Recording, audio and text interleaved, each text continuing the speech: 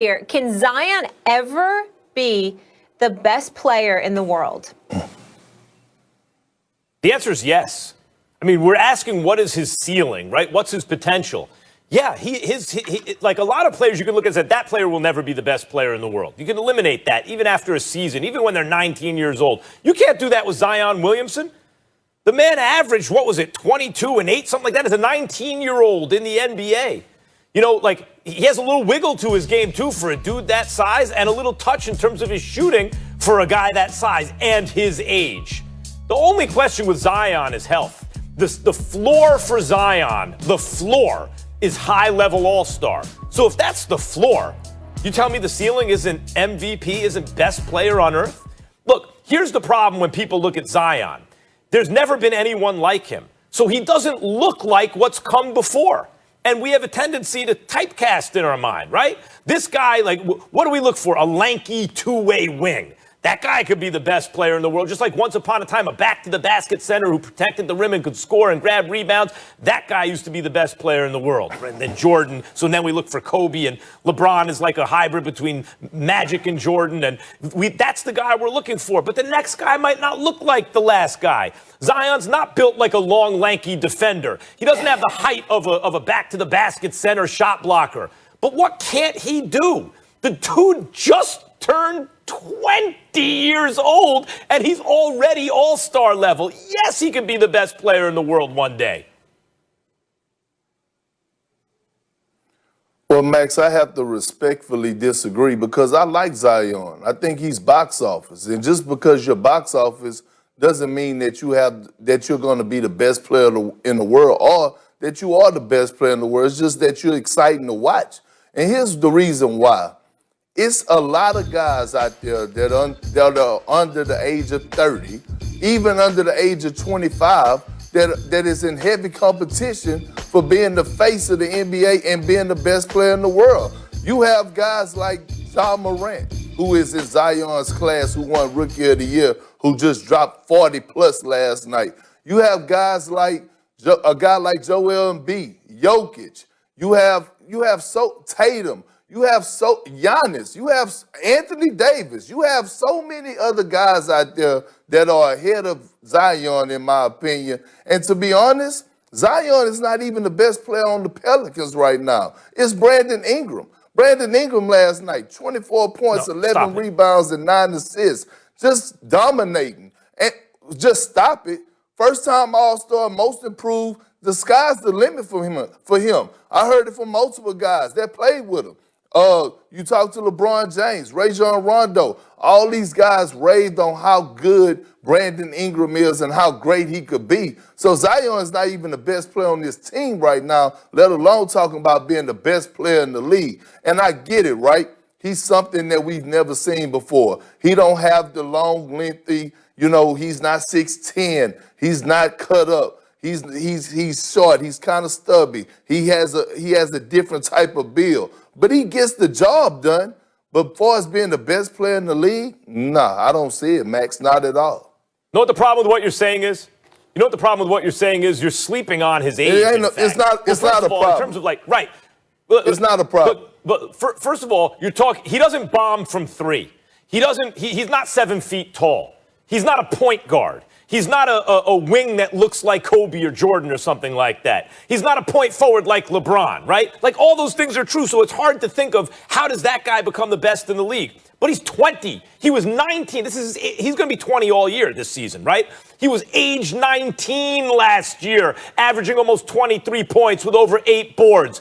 Age 19, you know how many few players in the history of basketball have ever been good at that age? But a lot of them, Perk, were that good at that age because they were already a lot of what they were going to be. Zion's athletic ability is so freakish that there's so many ways for him to improve, like his free throw shooting, his three-point shooting, his passing, there's so many things he could do to make himself better, and he's got athletic ability that no one can practice to get to be like that guy. All right, let me get to the next one. Over on ABC, it's Steph versus the Greek Freak, where the Warriors and Bucks will each be going for their first win tomorrow. Draymond Green's still out with a foot injury. Herc, you're up first. Are the Warriors a serious threat in the West? They are a serious threat, Molly. And look, let's not overreact to what we saw on opening night against the Brooklyn Nets, because the Brooklyn Nets are going to beat a lot of people like that. The Warriors have the right pieces. Although they're missing Clay, they could be an Oklahoma City Thunder team from last season. I could see them finishing top 5 or even top 6 in the Western Conference, being a dangerous out. They still have Steph, who I believe is going to have an MVP type season. They have Kelly Oubre, who showed us flashes in that Brooklyn game. Andrew Wiggins will come along. The guy is a 20-point career scorer. And when they get back Draymond Green, I tell people this all the time. Draymond Green is the heart and soul of that team. He gives them swagger. He gives them that tenacity. He gives them confidence. And when he get a chance to, when he come back off the injury and he pairs up with James Wiseman, who I believe is going to win Rookie of the Year because the kid is a flat-out stud, the Warriors are going to be a problem. They're going to be a problem offensively. They're going to be a problem defensively. They have one of the best defensive coaches in the NBA in Ron Adams. I love what Mike Brown brings to the table. So the Warriors, their culture, they're not going anywhere, and they are going to be a threat. Will they win a title this season? No, but they will make the playoffs, and if I'm a team, I'm trying to stay far away from them as possible. Yeah, they're a threat. Perk, they're not a threat this year. Stop the Warriors don't have enough shooting, period. They don't have enough shooting. Stuttering. They don't have Stop enough stuttering. shooting, period. Stop They have the greatest stuttering. shooter of all time with the ball in his hand, Steph Curry. That's the guy. They don't have a single other player on the team who shoots average for his position. Not a single other player on the team who's an average shooter for his position. So, you're not going to win in the NBA like that. You just can't. You talk about a top 5 or 6 in the Western Conference, they're not going to be better than Dallas. I don't think they're going to be better than Phoenix. Obviously not the Lakers. I don't think they're going to be better than the Clippers. I don't think they're going to be better than the Nuggets. I don't think they're going to be better than the Trailblazers. Who exactly are they a threat to? Defensively, I agree with you. They have some talent. I agree with you about Wiseman. Wiseman already looks like his floor is pretty damn good, right? That's his floor. Pretty good. So he should be a nice player. They don't shoot it well enough. When you have Steph and Clay, if Draymond's shooting 29%, 30% from 3, that's all right. You can beat you a lot of ways. They can beat you a lot of ways. When you take Clay out of that mix and KD out of the mix, and you start to look around, you don't even have a Harrison Barnes type unless you think that's Oubre, right? You start to look around that team. Where does the outside shooting come from? It can't all come from Steph Curry. You need some spacing. Someone does provide you spacing other than Steph. They don't have it. Max, you don't just need shooting to win basketball games. Guys could get buckets in other ways. But you do need it. Andrew Wiggins is a slasher. Andrew Wiggins has a mid-range game. Andrew Wiggins could post up. I don't understand what you're saying. I'm not saying that they're going to win a championship, but you don't just have to have shooting to win basketball games. It's other ways to put the ball in the basket, Max. And you have a slasher in Andrew Wiggins. You have Kelly Oubre who could get buckets. And excuse me? I'm saying there are other ways to score, but you need a requisite level of shooting in the modern NBA, Perk. Even the slashing and the post-ups and everything, you need spacing. You need some guys to threaten from the outside to do that for you. Not to mention you want to count by 3 if you can, and Steph is the best who ever did it in terms of that, and no one else is even an average shooter that way. By the way, when you have Steph and Clay and, on the same team, and they're bombing, now all of a sudden, especially from that distance, dudes like Draymond Green, their three-point percentage goes up, right? Everyone becomes a better shooter because it takes longer for guys to get to them defensively. They have more room to shoot. But when you take Clay away, and KD's not on the team anymore, and it's all about Steph, suddenly not everyone's going to have the same room to shoot. And it's not going to be so easy for Wiggins and everyone to get to the basket.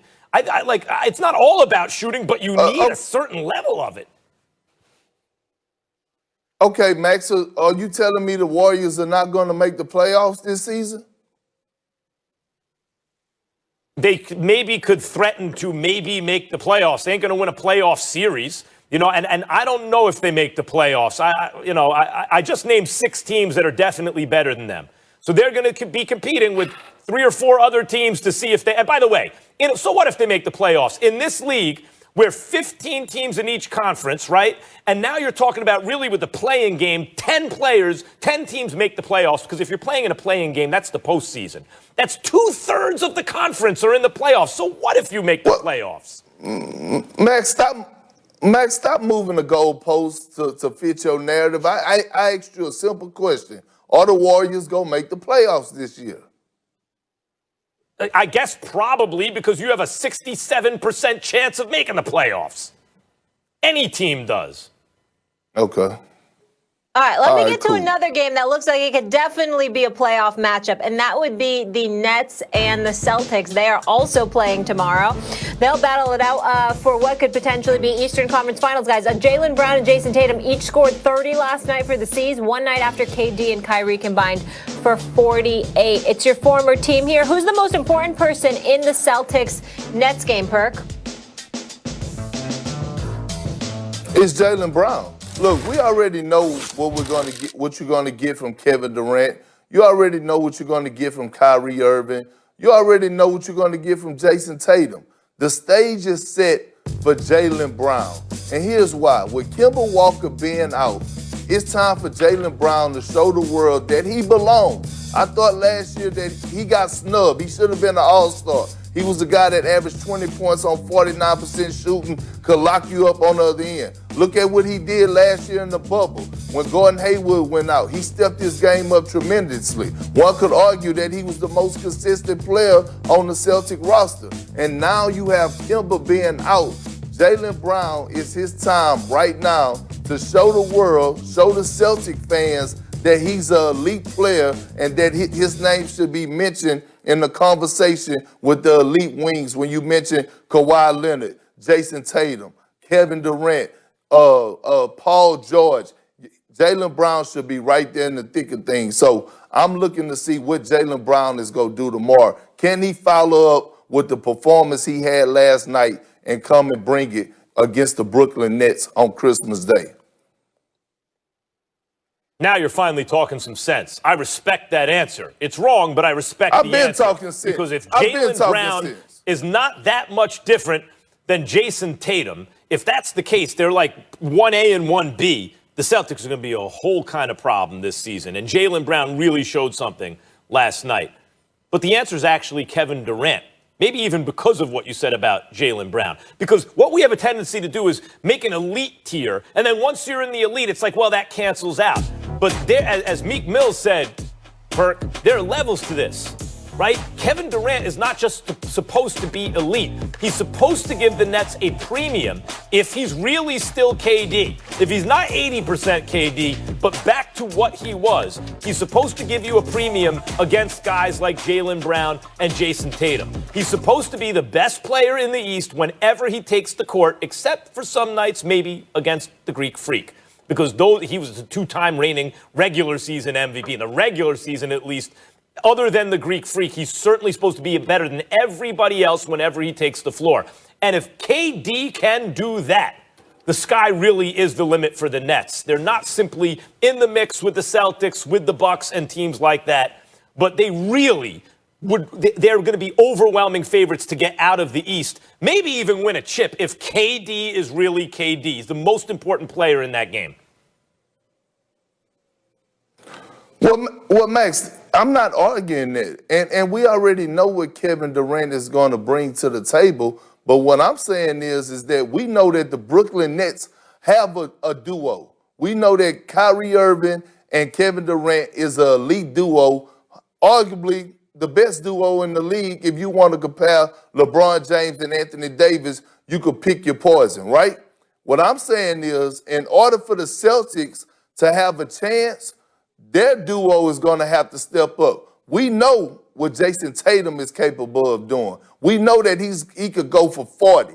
Now it's time for Jaylen Brown. That's why I'm saying he's the most important player in this matchup tomorrow night. And by the way, You stop capping to the people out there listening. You know you don't listen to Meek Mills. And when did you just happen to jump on the KD bandwagon? Because just 2-3 weeks ago, Max, you was telling me that, oh, Kevin Durant, he's not going to be the KD because almost always when you have an injury like the Achilles injury, is no way you're going to return to the same caliber player you was before you got hurt. So stop all that capping because you know you're not jamming Meek Mills. Stop it. Number one, Perk, you don't want to talk hip-hop with me. Do you really want to do that? You really want to do that? Are you questioning my hip-hop bona fides right now on national TV? Number two, I agree with you about Jaylen Brown's importance. There's no doubt. He makes the Celtics different if that's not a mirage, if he doesn't kind of plateau as sort of all-star, but really is ascending as one of the elite wings. But KD is different. That's right. A couple weeks ago, I was questioning KD because I'm not going to put that on him. Come back from an Achilles as one of the only players in history to ever do it and still be the same dude. It almost never happens. If he could do it, great. But I need to see it through the preseason. And so far in a regular season game, I have seen that. And what that means is, look, what happened to the Warriors when they got KD? The Warriors were lucky to beat the Cavs in one finals before KD. And the only reason the Warriors beat the Cavs was because LeBron didn't have Kyrie or Kevin Love, or else I'm telling you right now, the Warriors surely would have lost that series. They went 6 games with Dellavedova as LeBron's crime partner. Give me a break, right? They needed the premium that KD brought to that team. That premium two-way 7-footer is the difference maker. You lucky, because I was about to address you like the numbers on the house. I can't believe you brought up KD and the Warriors and KD being the difference maker after you just got. Never mind. Go ahead, Molly. Go ahead, because that would go into a whole nother conversation. Because I got two more games to get into. You joined a 73-win team. They couldn't lose. All right, fellas. The Lakers are also in action. The overall favorite to win the season's title. They take on MVP favorite Luka Doncic, and the Mavs will try to rebound from last night's loss. Max Kell up first. Who's the most important player in this match?